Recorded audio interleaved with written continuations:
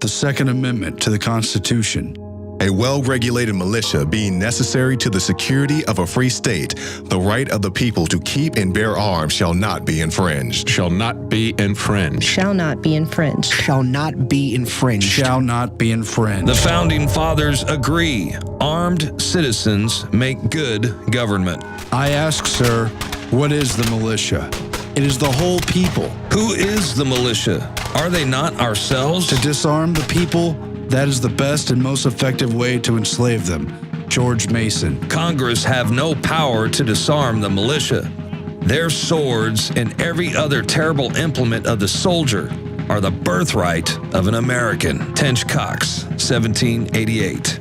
The Constitution preserves the advantage of being armed, which Americans possess over the people of almost every other nation, where the governments are afraid to trust the people with arms. James Madison, Federalist, number 46. A free people ought not only to be armed and disciplined, but they should have sufficient arms and ammunition to maintain a status of independence from any who might attempt to abuse them, which would include their own government.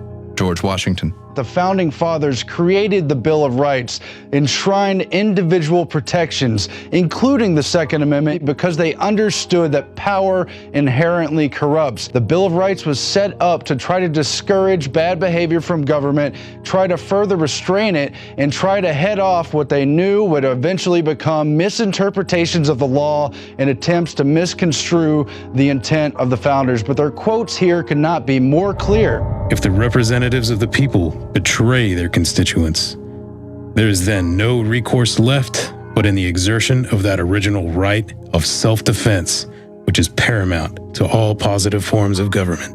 Alexander Hamilton, The Federalist, number 28. Are we at last brought to such a humiliating and debasing degradation that we cannot be trusted with arms for our own defense? Patrick Henry. The Constitution shall never be construed to authorize Congress to prevent the people of the United States, who are peaceable citizens, from keeping their own arms. Samuel Adams. The right of citizens to bear arms is just one more guarantee against arbitrary government, one more safeguard against the tyranny which now appears remote in America, but which historically has proved to be always possible. Hubert Humphrey, 1960. When governments fear the people, there is liberty. When the people fear the government, there is tyranny. The strongest reason for the people to retain the right to keep and bear arms is, as a last resort, to protect themselves against tyranny and government. Thomas Jefferson. The best we can hope for concerning the people at large is that they be properly armed. Alexander Hamilton. The very atmosphere of firearms anywhere and everywhere restrains evil interference. They deserve a place of honor with all that is good. George Washington. Arms discourage and keep the invader and plunderer in awe, and preserve order in the world as well as property. Horrid mischief would ensue were the law-abiding deprived of the use of them. Thomas Paine. To preserve liberty, it is essential that the whole body of the people always possess arms and be taught alike, especially when young, how to use them. Richard Henry Lee, 1778. A free people claim their rights as derived from the laws of nature and not as a gift of their chief magistrate. Thomas Jefferson. Our Second Amendment, our free speech are gifts from God, but the fact that they were pointed out, highlighted, enumerated, and strengthened in the Bill of Rights and Constitution is our birthright. You don't have to like guns. You don't have to like the Second Amendment to fight for it, to stand up for it. If we let it slip away, we're going to lose everything from free speech on down. That light will be dimmed if we allow them to encroach on the Second Amendment. Guard with jealous attention the public liberty. Suspect everyone who approaches that jewel. Unfortunately, nothing will preserve it but downright force. Wherever you give up that force, you are ruined. The great object is that every man be armed. Everyone who is able might have a gun. Patrick Henry. Dictators and disarmed populations go together. The most foolish mistake we can possibly make would be to allow the subject races to possess arms. History shows that all conquerors who have allowed their subject races to carry arms have prepared their own downfall by doing so. Adolf Hitler, April 1942. Before a standing army can rule, the people must be disarmed, as they are in almost every kingdom in Europe. Noah Webster. Death solves all problems. No man, No problem. Joseph Stalin. In earlier times, it was easier to control 1 million people than to physically kill 1 million people. Today, it is infinitely easier to kill 1 million people than to control 1 million people. Zygmunt Brzezinski. If the opposition disarms, well and good. If it refuses to disarm, we shall disarm it ourselves. Joseph Stalin. One death is a tragedy. 1 million is a statistic. Joseph Stalin. To disarm the people is the best and most effective way to enslave them. George Mason.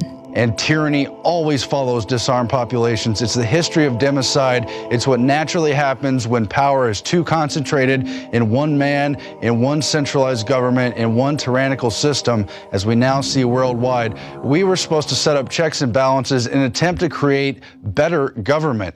Instead, we let our guard down and the corporations have taken over. It is the duty of the patriot to protect his country from its government. Thomas Paine. The supreme power in America cannot enforce unjust laws by the sword, because the whole body of the people are armed. Noah Webster, 1787. Ideas are more powerful than guns. We would not let our enemies have guns. Why should we let them have ideas? Joseph Stalin. Those now possessing weapons and ammunition are at once to turn them over to the local police authority. Firearms and ammunition found in a Jew's possession will be forfeited to the government without compensation. Whoever willfully or negligently violates the provisions will be punished with imprisonment and a fine. Nazi law, regulations against Jews' possession of weapons, 1938. Political power grows out of the barrel of a gun. Chairman Mao Zedong. The only real power comes out of a long rifle. Joseph Stalin. Those who beat their swords into plowshares usually end up plowing for those who didn't. Ben Franklin. If gun laws in fact worked, the sponsors of this type of legislation should have no difficulty drawing upon long lists of examples of crime rates reduced by such legislation. That they cannot do so after a century and a half of trying. That they must sweep under the rug the Southern attempts at gun control in the 1870 to 1910 period, the Northeastern attempts in the 1920 to 1939 period, the attempts at both federal and state levels in 1965 through 1976 establishes the repeated, complete, and inevitable failure of gun laws to control serious crime, Orrin Hatch, and the right to keep and bear arms. After a shooting spree, they always want to take guns away from the people who didn't do it. I sure as hell wouldn't want to live in a society where the only people allowed guns are the police and military. William S. Burroughs. They've undermined our economic system. They've instituted the Federal Reserve. They've bought out politicians, and now they're coming for the final restraint on their total power. That is firearms, that is guns, that is the Second Amendment. And if you let them do it, they're going to encroach on our entire lives. If you want the right to control your own life, to pursue life, liberty, and the pursuit of happiness, you must politically stand up for the Second Amendment and say no to these attempts to use emotional strings, the images of dead children, to confiscate our firearms, to take away our rights, and to tell us that we're bad for trying to keep and bear arms, as the founders always outlined for us to do. The balance of power is the scale of peace. The same balance would be preserved were all the world destitute of arms, for all would be alike. But since some will not, others dare not lay them aside. Thomas Paine, July 1775. What country can preserve its liberties if the rulers are not warned from time to time that their people preserve the spirit of resistance? Let them take arms. Thomas Jefferson. If guns are outlawed, only outlaws will have guns. Anonymous American adage. The right of the people to keep and bear arms shall not be infringed. A well-regulated militia composed of the people trained to arms is the best and most natural defense of a free country. James Madison, June 8, 1789. Education is a weapon whose effects depend on who holds it in his hands and at whom it is aimed. Joseph Stalin. It's your decision. Choose freedom or tyranny. Demand they obey the Constitution. Honor and uphold the Constitution. Demand your natural inherent rights as a human being. Demand the Bill of Rights. You choose freedom or tyranny. Demand the restoration of the Republic. It's your decision. Freedom or tyranny. Those that give up essential liberty to purchase a little temporary safety deserve neither liberty nor safety. Benjamin Franklin.